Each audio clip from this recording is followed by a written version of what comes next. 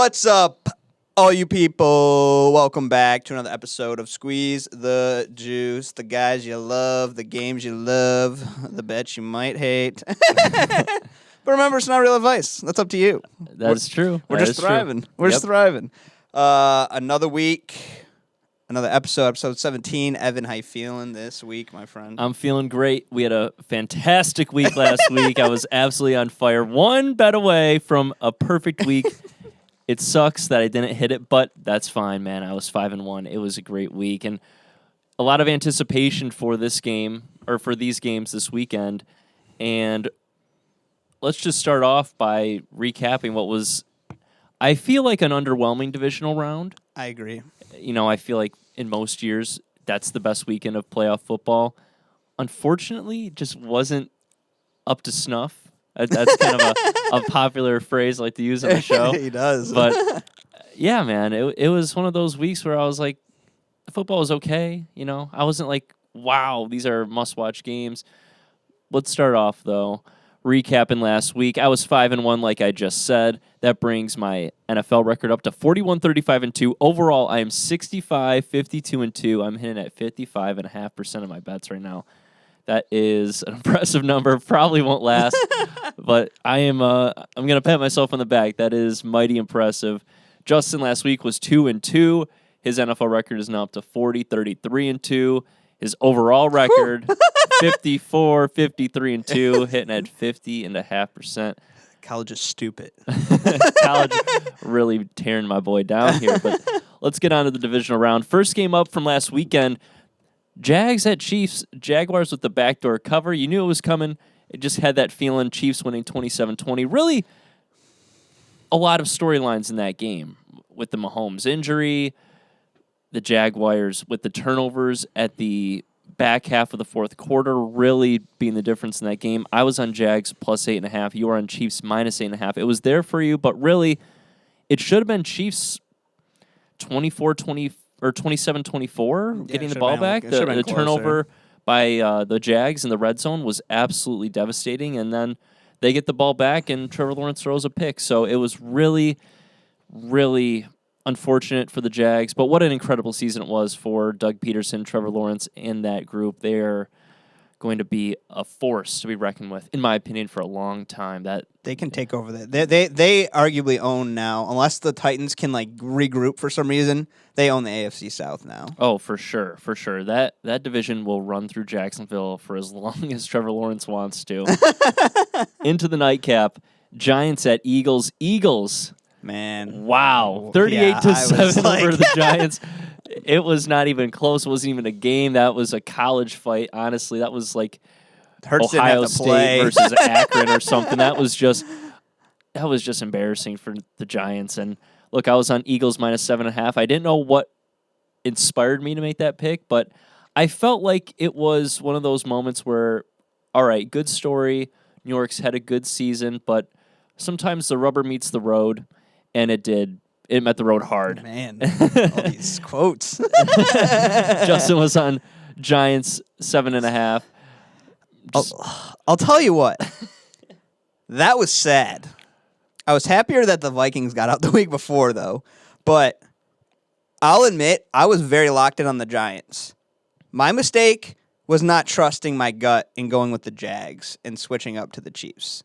That was one I was more upset about. But you could argue that it was close to being that the Jags lost that game more than the Chiefs won that game. It was close. Right, and the Mahomes injury really set them back. It did. Chad Henne's still good, but he doesn't have it in him, I don't think, anymore to come in and just like take over a second half and win you games. Like he can he can go get you a touchdown. That drive was incredible. That 98-yard touchdown drive by Chad Henne was incredible. That was honestly, for me, the key difference in that game because you needed that drive. Mahomes is hurt. He's not in the game. If you give the ball right back to Jacksonville and they score, we might be talking about the Jacksonville Jaguars. At one point, we're 4-8 going to the AFC Championship game. Like, that was a massive drive by Chad Henne. Exactly. That'd be crazy. Really just an unreal... That would have been a rematch. Sorry. No, it's okay. Burrow, Lawrence. And right. But in that Eagles game, What was your big takeaway from Philadelphia dominating like that? Like, what do you really gain from it as you were on the Giants there? One thing I realized is that Hurts is so much. Not that people aren't giving him credit, but he's so much more valuable than people sometimes realize. Like I get, like I didn't think. I thought the Eagles could still win when they played on Thanksgiving with Gardner Minshew, and he didn't play bad, but he wasn't amazing. And the difference that Hurts has on that team with just chemistry with the guys, the ability to move so much more out of the pocket, he is a good thrower, and he can make big plays, and he's got the guys around him to do that. I mean, I believe in the Eagles more so now than I probably have in all season, honestly. I mean, I think the slight weak part of them is their like full on run game, but they can still get it done on the ground. But I was just like, the Eagles are legit. Like they're not like they were 13-0 at one point or 12-0 at one point for a reason. Like it's not a joke.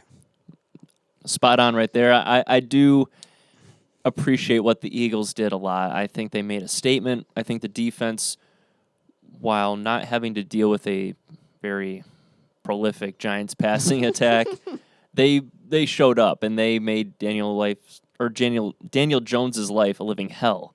And to put it frankly, the Eagles don't have a ton of flaws. So when everything is clicking, it feels like they're the best team in football. And they played like it against the Giants, and that's why they won by 31 points. Shout out Dallas Goedert as well. He hit that over prop I put for you guys, over 50 receiving yards. He had 58, I believe, so that was a nice little cash if you want to slide that in. On to Sunday's games. This was probably the biggest shocker, not because of who won, but in the way they did it. Bengals 27-10 over the Bills. I was on the Bills minus 5.5. Justin was on the Bengals plus 5.5. We need to just talk about it. Joe Burrow has completely ascended Josh Allen. After that performance, Joe Burrow showed up.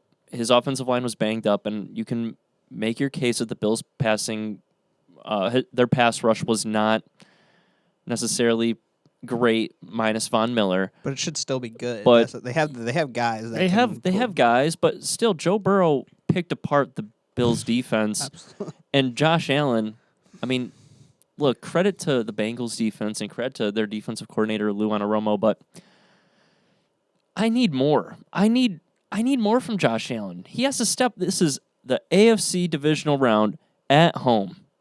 You need to step up. That was a poor performance, a very poor performance, I might add. And I'm out on Josh Allen. I am out on Josh Allen. I think at some point we have to ask ourselves a very difficult question. Is he one of the 3 best quarterbacks in football? Is he one of the 4 best quarterbacks in football? We're going to answer that. But I'm just saying, I don't know. He does not show up in these big games. And quite frankly, I just cannot trust him. And that's bad. That is bad news, Bears.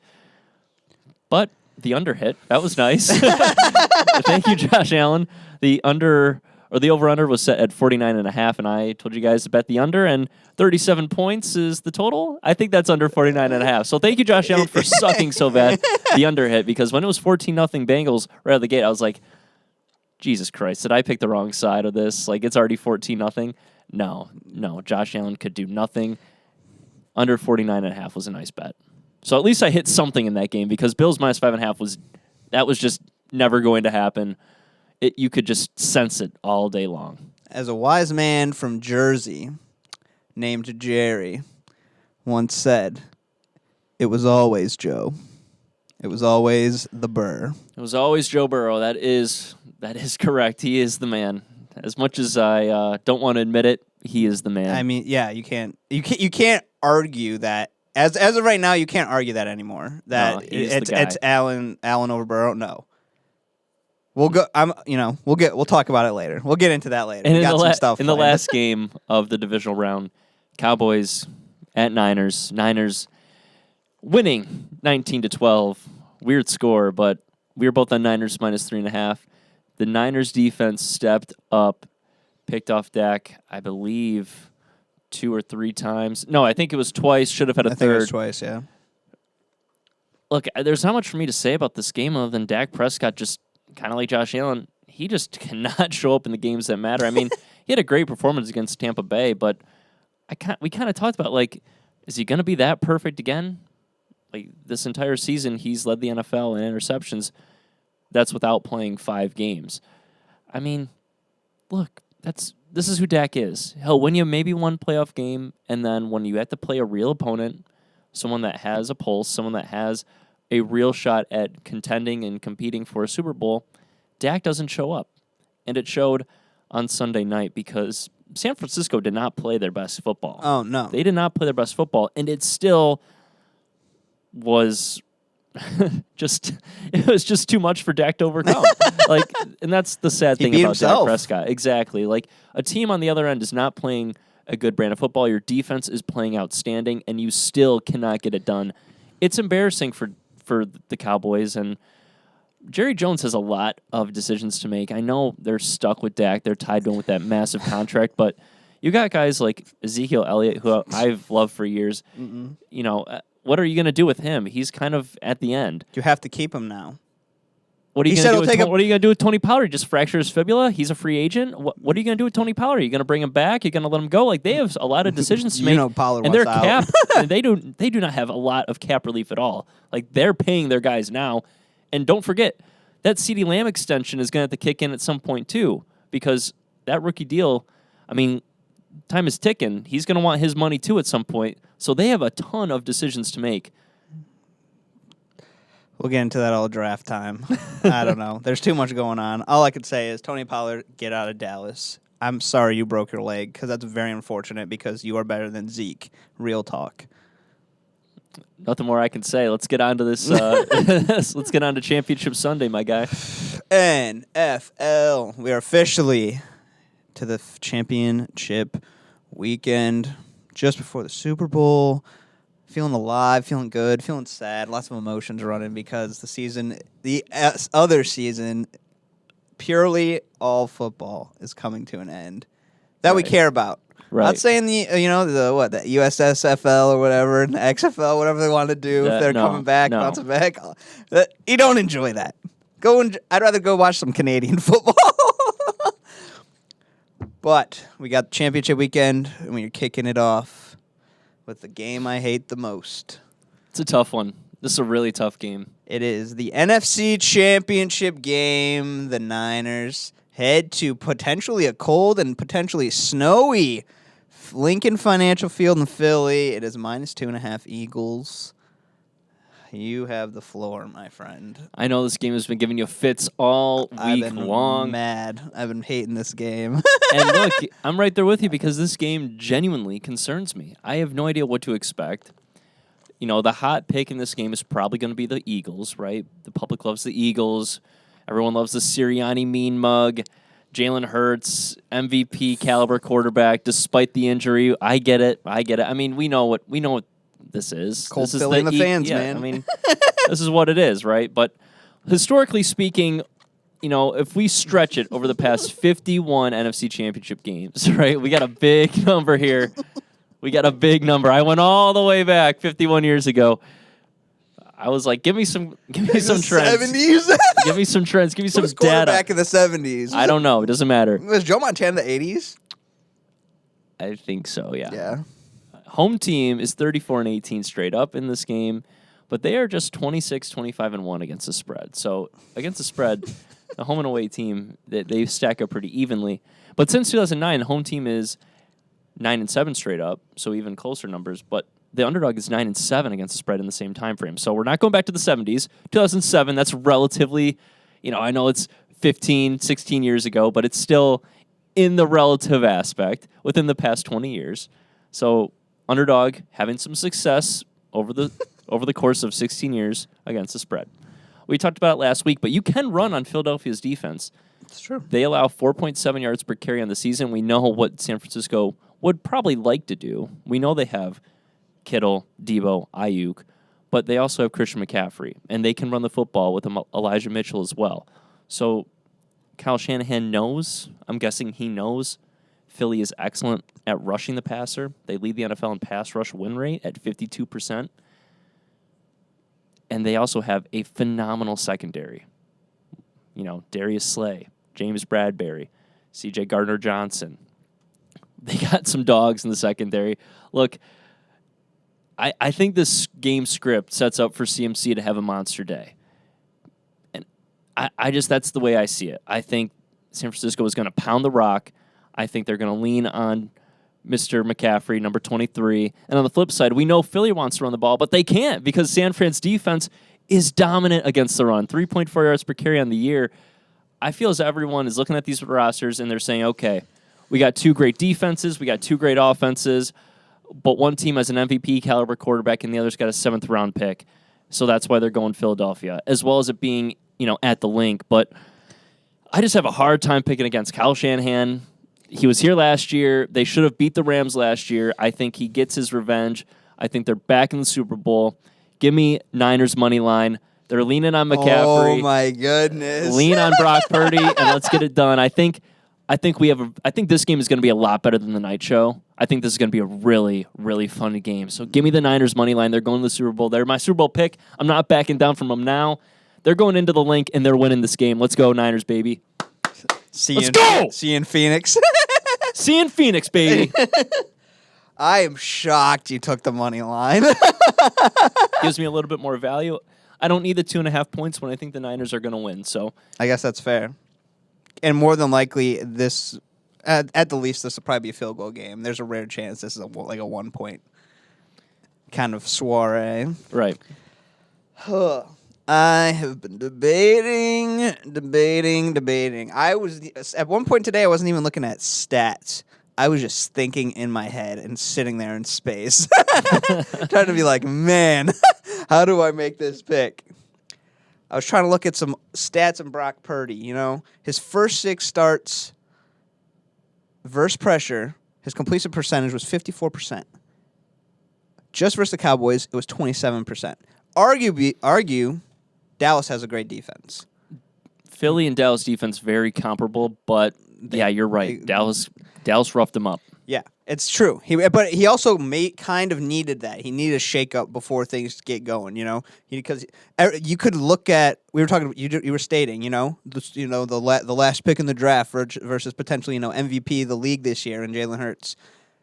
But Purdy has all these veterans who've been around the game. They've been to this before. They know what they're doing. Better coach. There's so much rolling with them. The Eagles do have an incredible offensive line. They're allowing the fewest sacks and the lowest pressure rate allowed this season amongst any other offensive line. But, that defensive line for the Niners is nothing to mess with. With Nick Bosa alone, could take down a whole offensive line. Well, their scheme is that they'll rush forward. They'll send Bosa and Armstead at you, and then they'll drop everyone else back. I don't know how that's going to work against a mobile QB like Jalen Hurts who can get outside the pocket and make plays.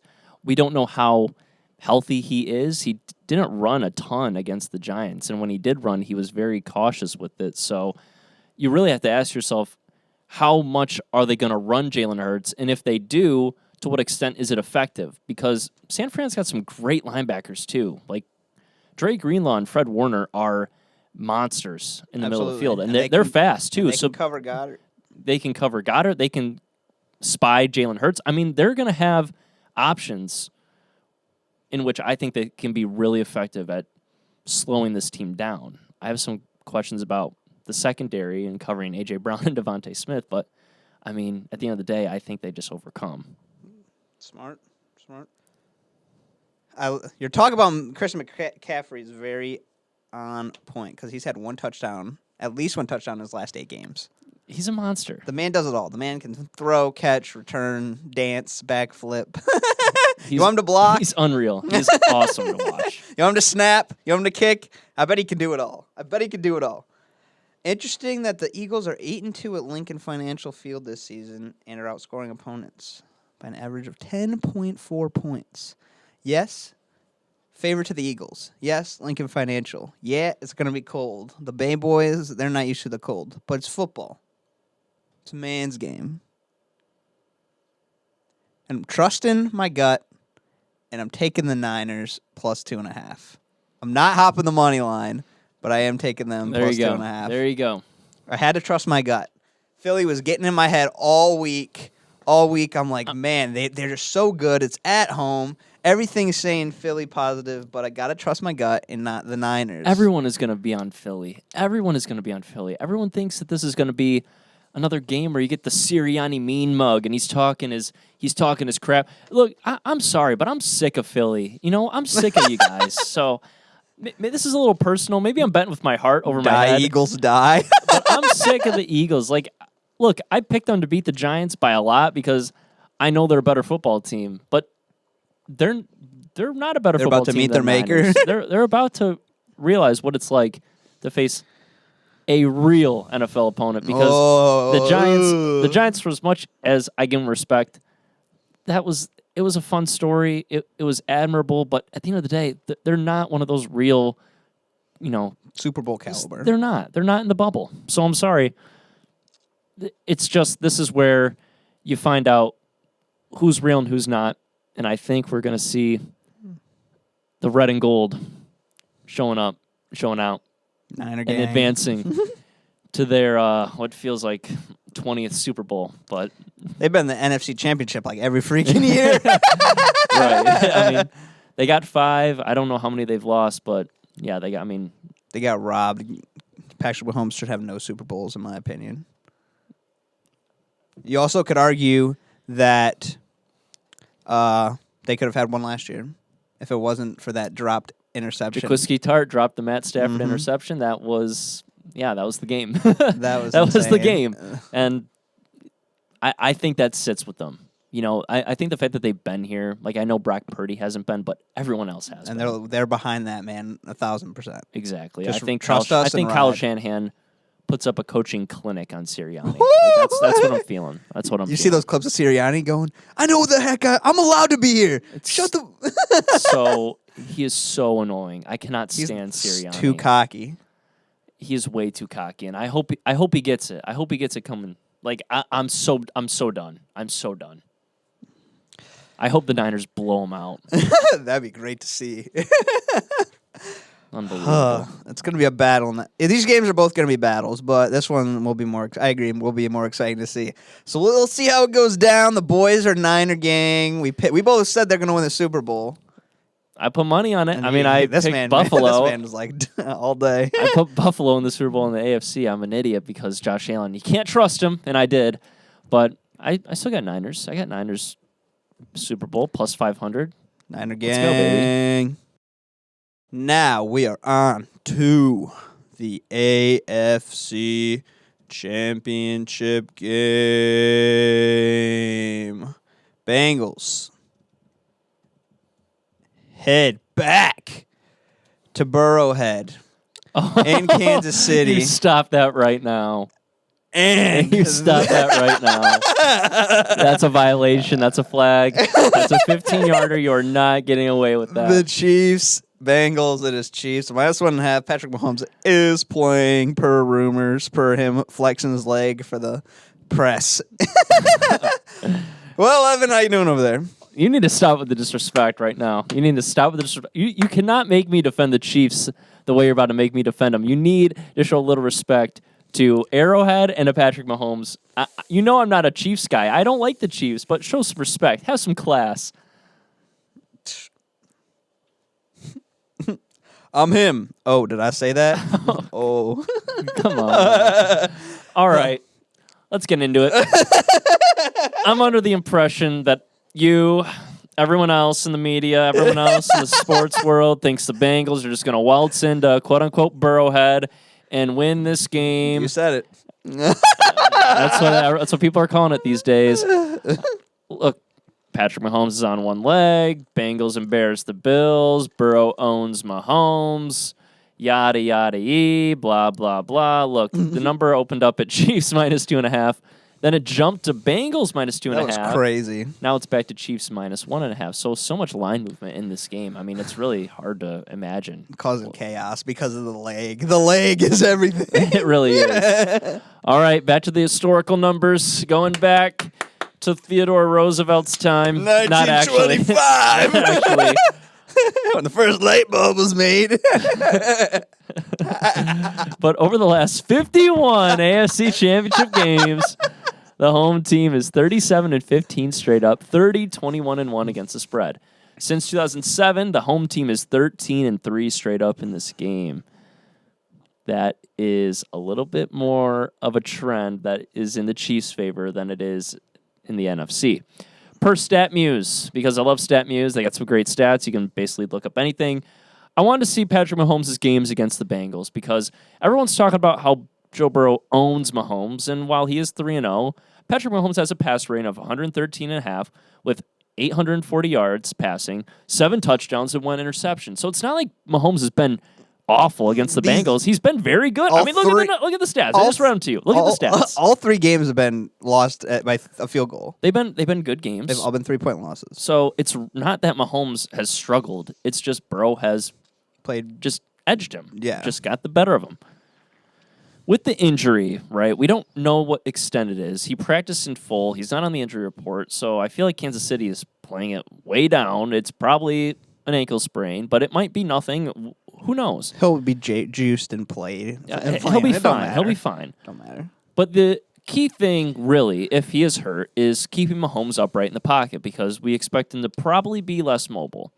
The good thing for Mahomes is Kansas City leads the NFL in pass block win rate at 75%. They got a dominant offensive line. Cincinnati ranks a pedestrian 21st in pass rush win rate, just 37%. So it's going to take a lot for the Bengals to scheme up some exotic blitzes, to do something a little bit uncomfortable or unnatural to them, to try to get Mahomes on the ground. Because if they just go pound for pound here, that offensive line of Kansas City should dominate. With the great offensive line, and with a less than average pass rush, I expect Mahomes to have enough time to make plays, to lean on the defense, which has quietly been good all season long. And while I don't expect it to be some explosive offensive display, I think Mahomes makes enough plays in this game to beat out number 9 for the first time in his career. And while I'm not a fan of the Chiefs, in fact, I loathe them. I don't want them to be in this game. I think they're back in the Super Bowl. I think we get a Super Bowl rematch of a couple years ago. I'm on the Chiefs' money line. I'm not messing around with a 1.5 point spread. I do not want a 24-23 kind of win. Give me the Chiefs' money line. The value is practically the same. So I'm on Chiefs winning this game, beating out Burrow. Burrowhead no more. It's going to be back to Arrowhead. Give me Mahomes. Give me the Chiefs. He'll still be up 3-1 in the series.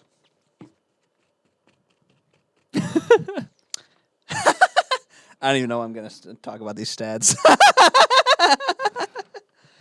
You cannot defeat my historical stats of 51 years. I don't have to with a win. Oh. All right. Joe Burrow to Jamar Chase. Huge connection there. First off, I'd like to say, shout out to the Bills GM for being like, I don't want to suck bad enough to have to go get a Jamar Chase. Well, Jamar Chase beat you and shut you up. So maybe there's a problem. Or maybe you just don't trade your pick that was Justin Jefferson for Stephon Diggs. I mean, Stephon's great, but don't complain about paying Stephon Diggs when you could have had Jefferson. That's all I'm saying. That's all I'm saying. All facts. It was on that man. But let's see. Burrow and Chase versus the Chiefs. They're in all 3 games, 24 for 29, 417 passing yards, 14.5 yards per attempt, 4 touchdowns, passer rating of 144. The Chiefs secondary allowed the most passing touchdowns, 33 in the league this regular season, man. And they have the second highest red zone touchdown rate, ahead of only the Indianapolis Colts. Crazy. The secondary is the weakness of this team. They don't have a horrible linebacker core. They have a decent line. But the secondary is where they can get burned. And you can't tell me Hayden Hurst, T. Higgins, Tyler Boyd, Jamar Chase, if Mixon's running out of the backfield, he's got everybody. And that man knows how to throw the ball. He knows how to pick apart a defense.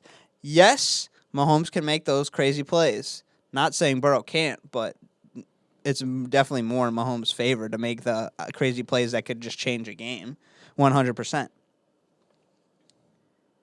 The crazy thing is the last 5 Chiefs versus Bengals games have all seen at least 50 points scored.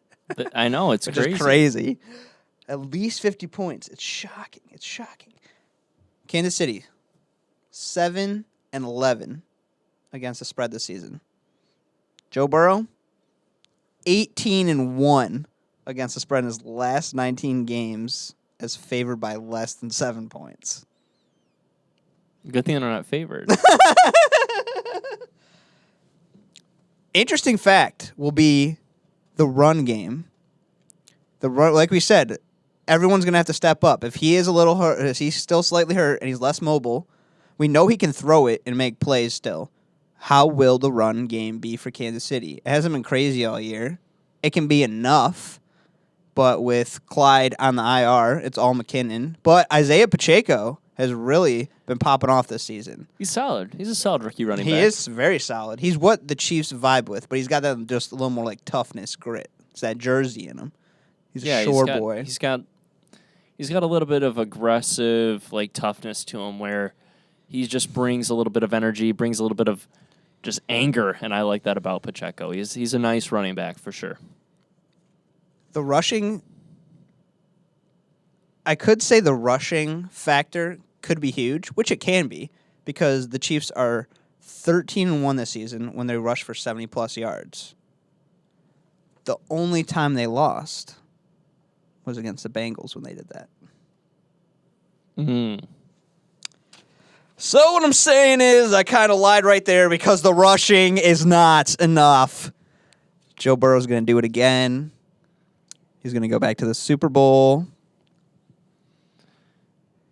I guess I'm going to have to say it right now. I love Niner Gang. And if it's Bengals versus Niner Gang, I'm going to be upset. Because I would love to see the Niners win. But I know in my heart, I'm going to be rooting for Joe Burrow and the Bengals. Give me the Bengals plus 1.5. Too easy. Too easy. All right. Well, that's all good and well. I mean, you can take your precious Joe Burrow. You're still going into Arrowhead. It's going to be freezing cold, and Yeah, Joe Burr in the Cincinnati cold. Bengals are afraid. I the don't cold. care. Everyone's going to bet against Mahomes, and They that's just when beat Mahomes is going to get you. Bills. Well, they just beat the Bills in Buffalo in the snow. Look, you're making me defend the Chiefs. You're making me sound like I'm a Chiefs guy. I don't like the Chiefs. You don't gotta defend nobody. You can come on the good side. I do have to defend them. But at the end of the day, look, it's not about. It's really not even about the quarterbacks for me. It's about the defenses. And all these games. I think you might see the Bengals struggle like they did against the Ravens. Like, I think it's going to be a bit of a grinded out game. Like, I agree. I 100% agree. I This is I more do of a not grinded out expect game. Joe Burrow to have as much success as he did against Buffalo. I don't expect that to repeat itself in Kansas City. I just don't. Like, I think it's going to come down to, it might just come down to who has the ball last. Like, it might be a 17-17 game, and whoever's got the ball last wins it. You know, it feels like one of those games, and that's why I am betting the totals in both these games. I'm betting the under in this game, under 48. I think that's a really nice spot to get at. You did say the past 3 matchups, they've all gone over 50 points, but you got a banked up offensive line for the Bengals. You got a Mahomes who might or might not be on one leg. 2 really good defenses. I think you see Mahomes versus Burrow, everyone's going to be like, easy, bet the over. But I don't think so. I think we get a low scoring game, like in the 20s maybe, where these teams kind of go punch for punch on defense and then find a little wiggle room on offense. And at the end of the day, whoever's got the ball last wins it. Like, that's just how I'm feeling in this one. I think it's going to be one of those vintage, like, tough, really, like, grind it out, like, to the last second kind of games. I saw some guy talk about that in one of his in a article he wrote. He was like, he believes that the game's going to come down to who has it last, and he thinks Joe Burrow is going to score a touchdown with 13 seconds left. And he's like, unfortunately, that just won't be enough time for Patrick Mahomes to come back and win it. Unlike Because last year. he believes Mahomes could come back and win it, but he's like, unfortunately, 13 seconds will just not be enough time. It was against the Bills. Yeah, it was. that was crazy. But that was Tyreek Hill, man. I know you got some yep. dogs, but Tyreek Hill is just a different animal. That's true. But I'll tell you what, man. I'm more excited, and I'm hoping and expecting great games compared to last week. Great games with we both of should these. get some great games. And going back to the Niners and Eagles game, the total in that one is 46.5. Overs are 6-2 in the last 8 NFC Championship games. The weather is actually going to be really nice. It's going to be like mid-50s. It might be raining a little bit, but it's going to be pretty warm in Philadelphia. Philly? Yeah. So that means the snow is just going to whoosh. It's supposed to be. It's supposed to snow here. That's why I was like, Yeah, no, it's not moving east. It's supposed to Going be north? 50. I don't know where it's going, but it's not going to Philadelphia. Where if it is, I think everyone thinks it's going to be like a defensive game. You got like two of the best defenses in the NFL. You know, you're probably thinking defense versus defense. No, I think you get a really fun offensive showcase in that one. I think both these teams are. reading my mind. They have great offenses. Like I think everyone is just ignoring the fact that these are two of the best offenses in the NFL. And I was looking at the public betting on the total in this game. It's like pretty 50-50. So, and usually the over gets more love because everyone loves to bet the overs. Overs are more fun. But no, It's this one's more pretty close. So fun I'm going and over joy. 46.5 in this one. I think the Niners win in like a bit of a shootout almost. I'm not saying it's going to be a crazy. I'm saying like 31-24. Like that's what I'm feeling. Our thoughts are the same, my friend. Literally, I'm thinking Kansas City, Cincinnati, grind out game. Last possession wins the game. That's And 100%. Eagles, Niners, the big play wins the day. Whoever just has that one big play, like it's because it's gonna be back and forth. It's going from but C-Mac. It better be from C-Mac, my boy. C-Mac throws it to himself, and then he blocks the other guys by himself, and he just takes it to the house. He might do it all And then he himself. kicks the I don't field know. goal. That's kind of who he is, right? That's kind of who he is. But those are our picks. Let's run down Championship Sunday here. So, in the first game in the NFC Championship game, Niners at Eagles. I'm on Niners money line and the over 46.5. Justin is on Niners plus 2.5. In the AFC Championship game, I'm on Chiefs money line. Justin is on Bengals plus 1.5. And I am also on the under 48 in that game. So I got 4 picks. Justin's got 2. That's it, man. What a weekend it should be. Hopefully, it is way better than the divisional round. I expect it to be because I think in a rare year, we actually got the 4 best teams. Like, this is the 4 best teams in the NFL. Like, I don't think there's any dispute of that. I don't disagree. One bit. The teams that you think were there, they showed their flaws, and they're out. Right. Like last year, I think, respectfully, I think the Bills and the Chiefs, probably everyone thought those were the 2 best teams. They just had to face each other Yeah, early. and they had to face each other in the divisional round. And while both those teams didn't end up going to the Super Bowl in the AFC, I think everyone kind of thought, like, this is really, like, the pinnacle, this is the mountaintop of the AFC. Bills, Chiefs, right? Joe Burrow had other plans, though. And so are the Rams on the other side. But I do think we're getting the 4 best teams. Like, whoever wins this year is truly, like, the best team because you're getting 4 really, really good teams. Absolutely. I'll tell you what, boy, I hope the Bengals win because I got some stuff planned if Evan will be prepared I'm not for going to that. be upset if the Bengals win. Like, I'm genuinely rooting for the Bengals as a team. Like, I like the Bengals more than the Chiefs, but You're being logical. I'm being logical. I have That's to how be. I know. I've learned to be way more logical throughout this time with doing this with you than trusting my heart. But in this game, I respect it. I honestly respect it. All right. Now we move to a little special segment today.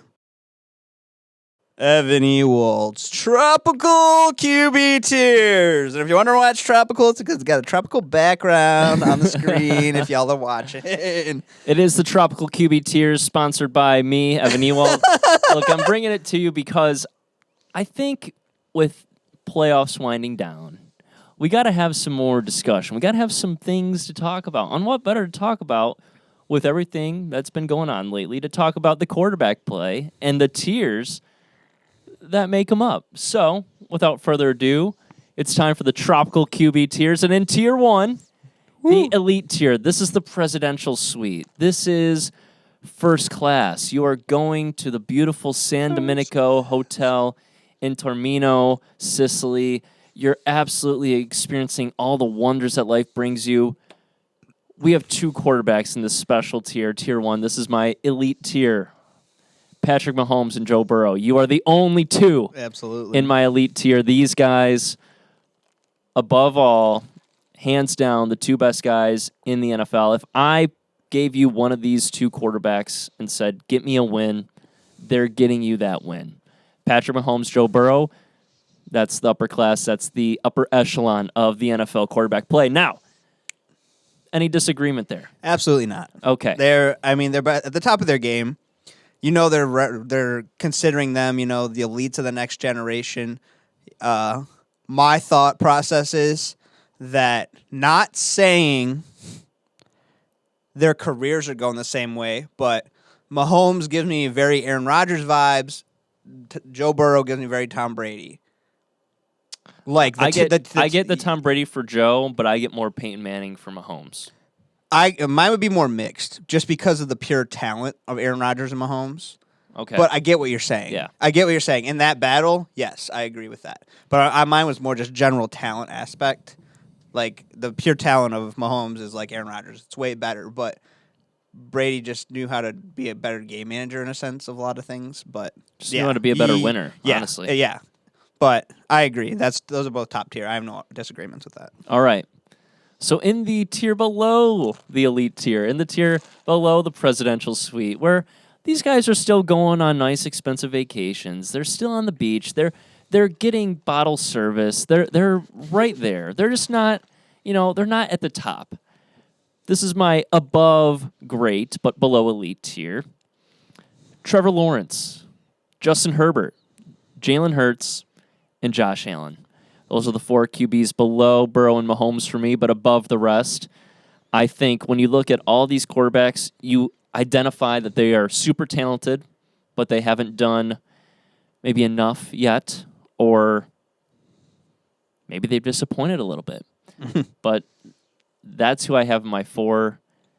I think you might say it might be a little bit premature on maybe Lawrence, maybe Hurts, but I think when push comes to shove, these are the four guys that, outside of Burrow and Mahomes, I would want on my team right here, right now. That's going forward, but also, like, if I had a game tomorrow and you gave me one of these four guys, I'd be very comfortable, even if I can't trust some of them like Josh Allen. What do you think about this tier? I don't disagree with it, especially right now, the way the NFL's gone this season. I absolutely agree with it. If you wanted me to separate that into like a 2 and 2 tier, personally, I think based on pure quarterback play, if I split this into like an A and B tier, Okay. A tier would be Herbert and Lawrence, and B tier would be Allen and Hurts for me personally. Shockingly enough, I don't disagree. Like, I get, like, Hurts is great. He can do a lot, and he could end up winning the Super Bowl. But to me, Herbert and Trevor Lawrence are just the most pure form of quarterbacks, and to me, they're more generational talents who could carry you to multiple Super Bowls instead of, like, Hurts carrying you to, like, a couple great playoff games and, like, a great ride to a Super Bowl. You know what I'm saying? Right. Herbert dealt with injuries to his offense all season long. He's getting he rocked barely right played any games with both Keenan Allen and Mike Williams in there healthy together, and he was completely handicapped by the coaching staff too. Brandon Staley and Can't believe he's still and there. Lombardi, they both just completely prevented Herbert from doing what he needed to do, which was throw the ball downfield more, maybe make some more plays with his arm.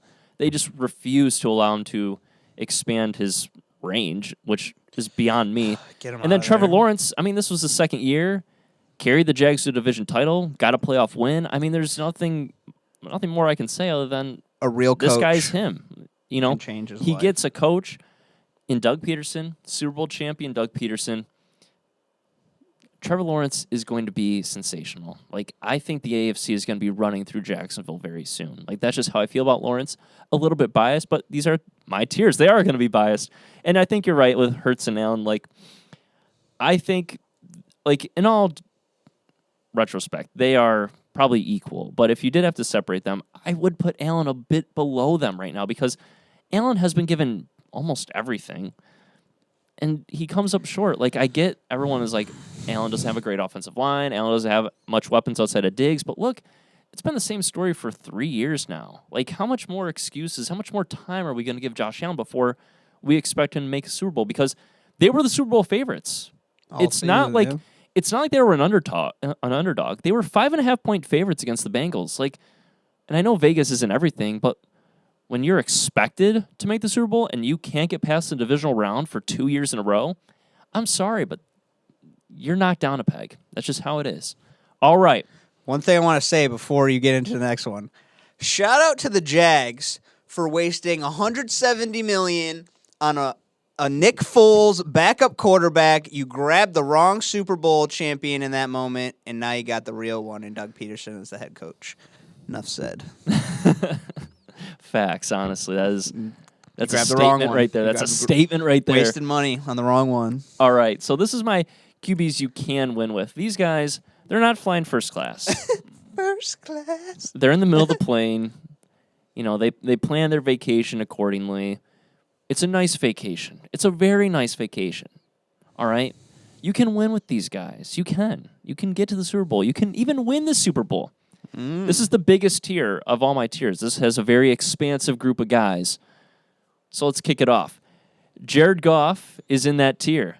Matt Stafford, despite all the injuries, I think he's still in that tier. He's a quarterback you can win with. Jimmy Garoppolo / Brock Purdy. I think whoever it really is the starter for San Francisco, they're in this tier. Kyler Murray, I still think you can win with him, but I think you need a coach that can, like a Sean Payton, honestly. I think they need to get Sean Payton, have a coach that can really kind of be the man in the room, be the boss, control Kyler, have him step up, because he's got all the talent. He can make the throws. He can expand with his legs. He's got the talent, but he needs to mature, and a real coach like Sean Payton, a guy that is a force. He is an alpha male. He's a leader. He needs a coach like that. Tom Brady, Aaron Rodgers, and Deshaun Watson, they finish out the tier. Rodgers and Brady, look, these guys are clear at the end of their prime. Their time has passed, probably. But I still think on the right team, you can win with them. And lastly, Deshaun Watson, look, everything that happened with Deshaun, I get it. He was out of football for basically 2 years. When he was fully on with the Texans, he was a top 3-4 quarterback. So he's not in the above great but below elite tier because of his play last season and because of everything that happened. There's just a lot of time passed. But I think we should expect the Cleveland Browns to be a much better football team going into 2023. And I think Deshaun Watson is a quarterback that you can win with. And out of these guys, he's probably the only one that I would say has the potential to elevate himself back into that, top 7 quarterback, mindset or ranking, if you will. But that's my third tier, the QBs you can win with. Those 7 guys. Any surprises? Any disagreement? I don't think any surprises. It's hard for me to disagree that either of those guys put into the system of the Niners can be right there. And I absolutely agree. I absolutely agree. It's hard for me to, not that I don't disagree that the games can be won, but it's absolutely so hard for me to trust Kyler Murray. I get it. I mean, when you got arguably at the time the best wide receiver in the game on your team and you're not throwing him wide open, you're just trying to run around like a big child, I get it. He has to grow up. He's very immature. Hopkins knew. Hopkins like trying to tell him what's up, but his ego's in the way. Look, they just pay me all this money. Well, guess what? You've only made one playoff game with all your money that you wanted. You lost that playoff game. Your coach that you got there arguably partially because he went there and is like, we're drafting this guy. This is a perfect setup. He took a one-way trip to Thailand. He said, forget you, forget the NFL. Talk about tropical. Yeah. Thailand. Man, yeah, literally. He went on a vacation himself. He dipped out. I'm sorry. I don't disagree that Kyler Murray can win you games, but it's hard for me to keep him in that tier right now. I think he's one below. That's fair. And there is a tier below that I think is an iconic tier. It's the Daniel Jones tier. Oh, gosh. Is that really what it's called? It's the Daniel Jones tier. These are quarterbacks that I think you can win with, but I don't know that you can. Like, I think you can, but I just don't have confidence that you can.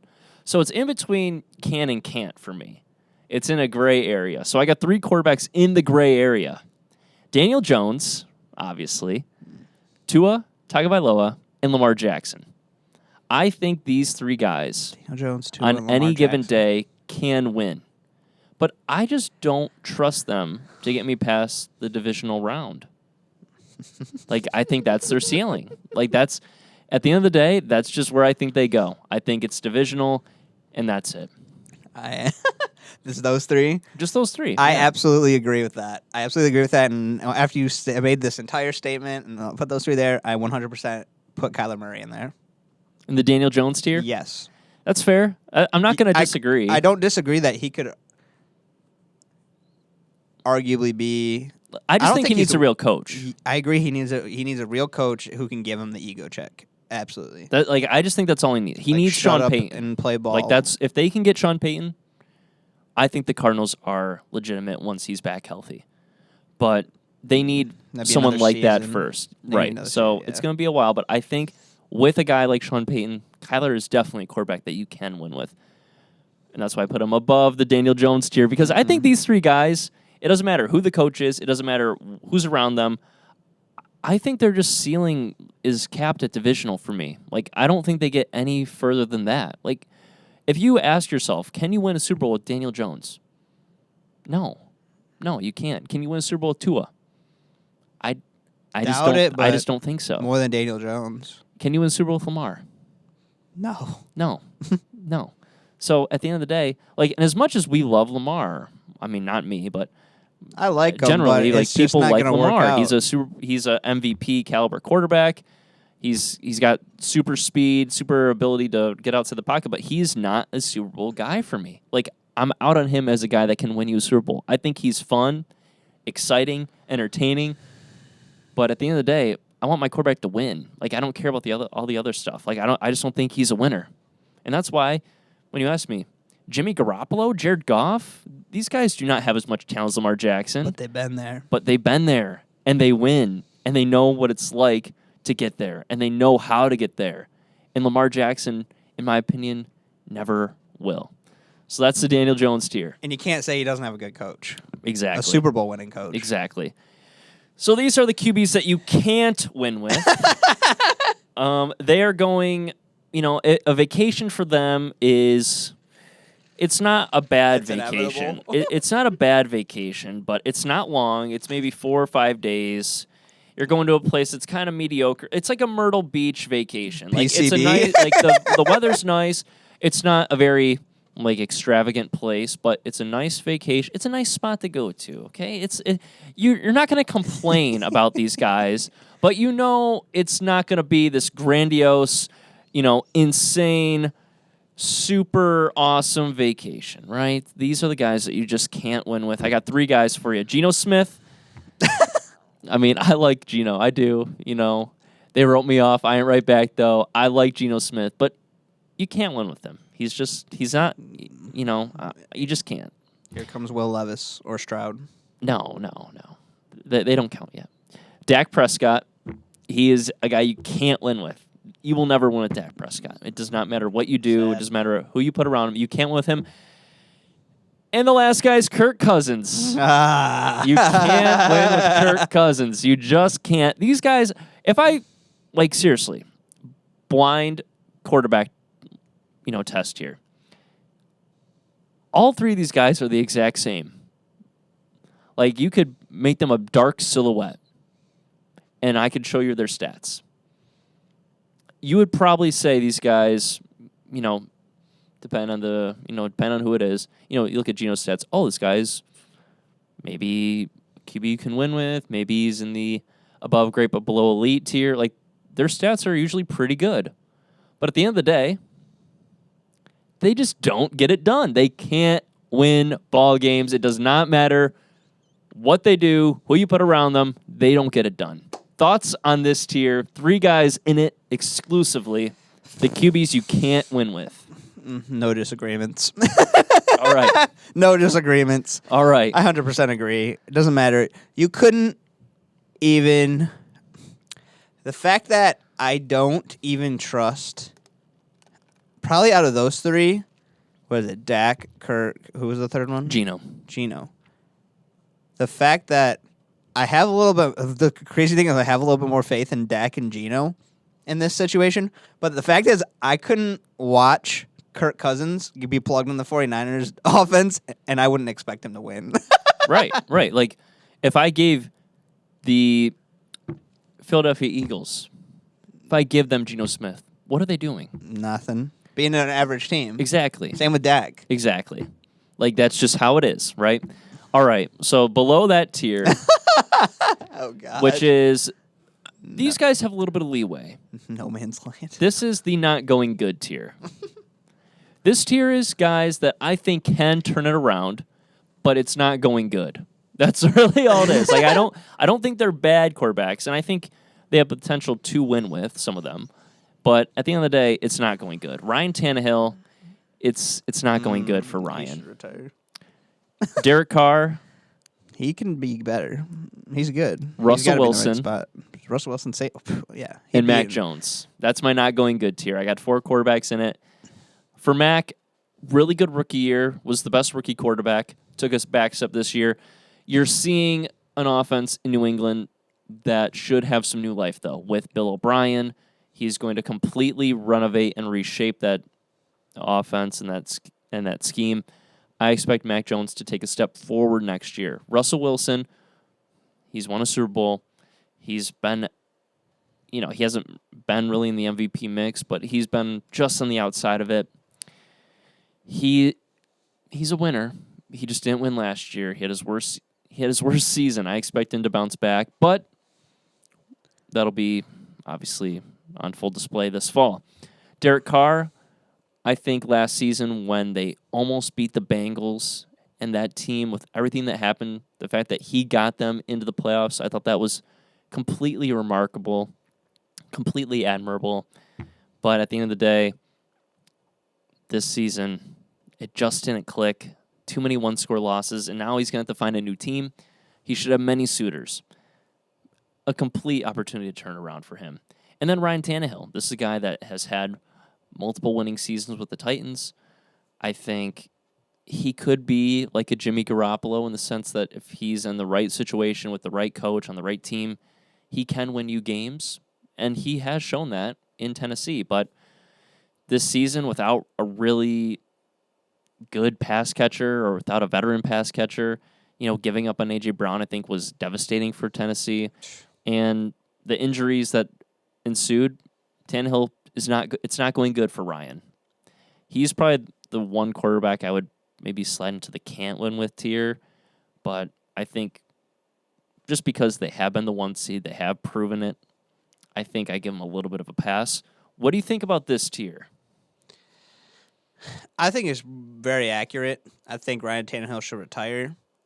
I still think he can win you games in a season. He's not going to win you a Super Bowl. He's not going to win you a AFC, NFC championship. He could max, if you have the right pieces in place, guide you to a wild card win. But the only one, obviously, we have to wait and be patient with. Carr in the right system, he still got it, and Russell Wilson could be tier 1, tier 2, or tier 3. If he's playing if he's playing normal, he can be tier 3. If he's playing great, he could be tier 2. Because like he's still ahead of Brady and Rodgers, so like he could be at tier 3, right? But if he's playing out of his mind, like he could still compared to them two, he could be tier 2. He can turn around. Him and Mac and Derek, I think, can absolutely turn around in the 2023 season. Ryan Tannehill, I'm not so sure on, but I give him a little bit of a pass. Yeah. All right, so this is my Baker Mayfield tier. It's simply People this. hated the Bake Show, man. I got 2 quarterbacks in this tier. This is my elite backup quarterback tier. Like, I think these guys are fringe starters, really good backups. Can they win you some games? Yes. Are they going to get you anywhere? No. I think I know who the two are. Baker Mayfield and Jameis Winston. I was not expecting the second one. Those are my 2 guys. I think, look, Jameis is just one of those guys that I think doesn't get a fair shake more often than not because for whatever reason, it feels like he kind of annoys people or wears on teams and the coaching staff. Like I think players like him, but I think the coaching staff just is kind of like, all right, Jameis, like that's enough out of you. He walks around with that interception ratio in his back pocket. That is an issue as well. But I think if you ask me today, who do I want to be my backup quarterback? I think these guys are at the top of the list. Baker Mayfield, Jameis Winston.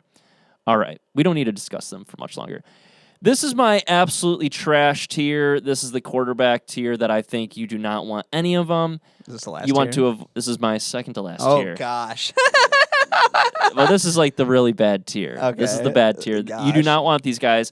Carson Wentz, Davis Mills, Malik Willis, Zach Wilson, Marcus Mariota, and Matt Ryan. At that point in their career, kind of for a guy like Matt Ryan, at this point, it's over. Give it up. You're done. You had a good career. You're trash. Just accept it's time. It's time to retire. Mariota, you just don't throw it. You can't pass, and I need my quarterback to pass. Zach Wilson, he sucks. He stinks. I don't need waste of a draft pick. It's horrible.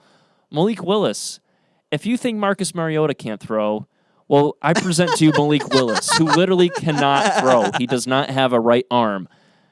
Davis Mills, it's been 2 seasons of this. You have, I think, 5 professional wins. Let him sit and he needs to sit in the backup seat. It's over for Davis. He's trash. He might be in the Baker Mayfield tier one day, but no, he's trash. And then Carson Wentz. I mean, look, he was terrible at the beginning of the season. He got benched for Heineke. Then Ron Rivera thought it'd be really smart to put him back in, and when he did, 3 turnovers ensued. And I told you, I'm not picking the Commanders that game because of Carson Wentz. And what did the Browns do? They dominated. 3 picks. Carson Wentz is trash.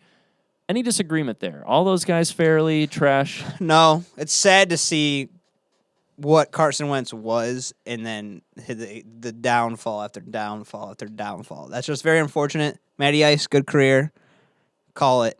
Be happy. You have a family. You had a great career in Atlanta. You should have just been, when they were ready to move on, you should have just said, I'm retiring a Falcon and went into the sunset. And the other guys, I have nothing to say. They're already embarrassing. They're not going to win you nothing. Let's reload a new quarterbacks. All right. And then my last tier, this is my cannot rank tier.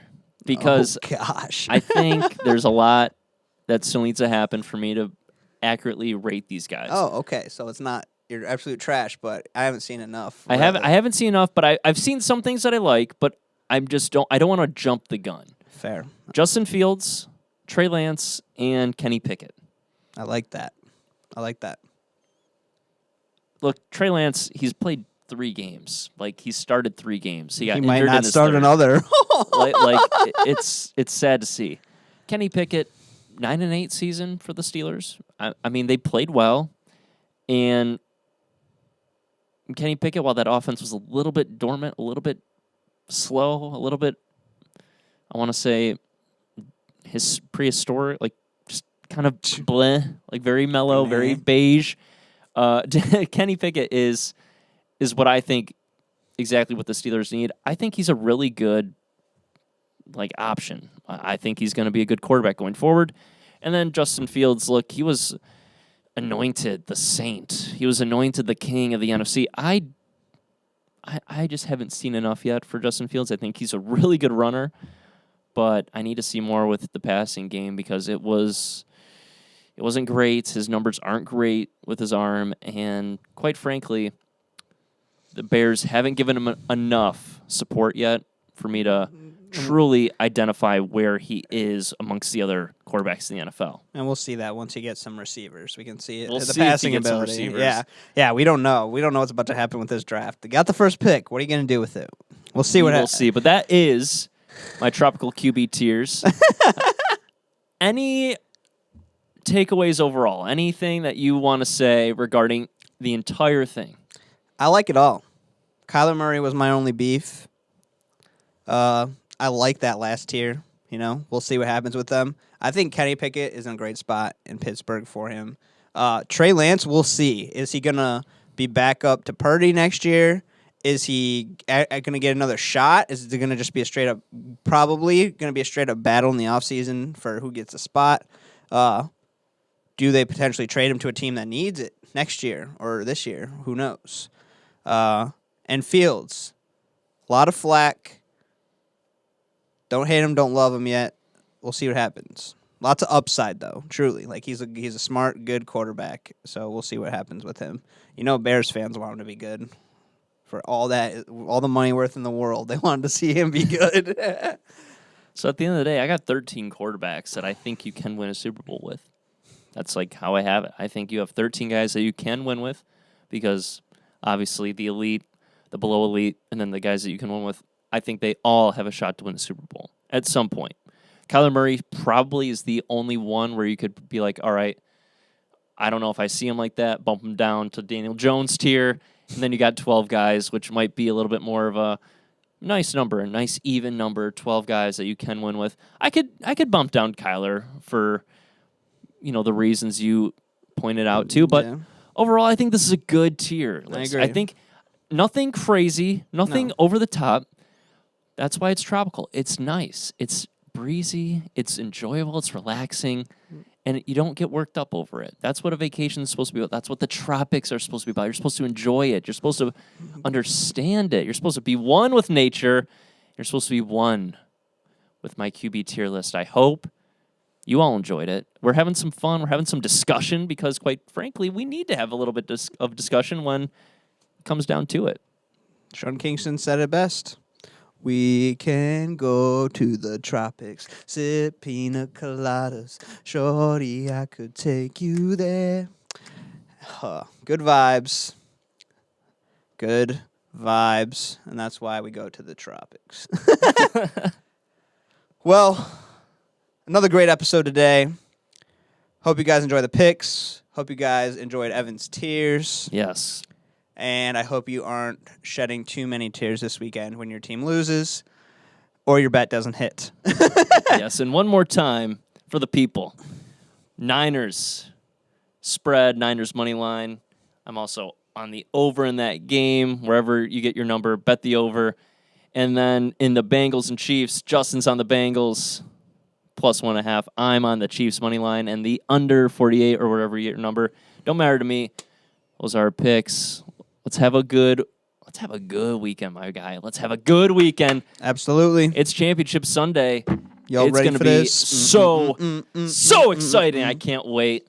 Hopefully, it's not Eagles Chiefs. That's all I'm asking for. Then go Eagles. Don't give me Eagles Chiefs, please. Please, you do not want to hear me talk about that game because I will be a bitter, bitter man. I do not want that at all. Well, we'll see what happens. Follow the socials, Twitter, Instagram, TikTok, YouTube. Subscribe to the channel. Like, comment. Let us know your picks, what you love, what you hate. Send us your ideas of what your QB tier is. Evan would love to hear it. He loves a good response. He loves a little smoke. Send it his way. And this has been another great episode.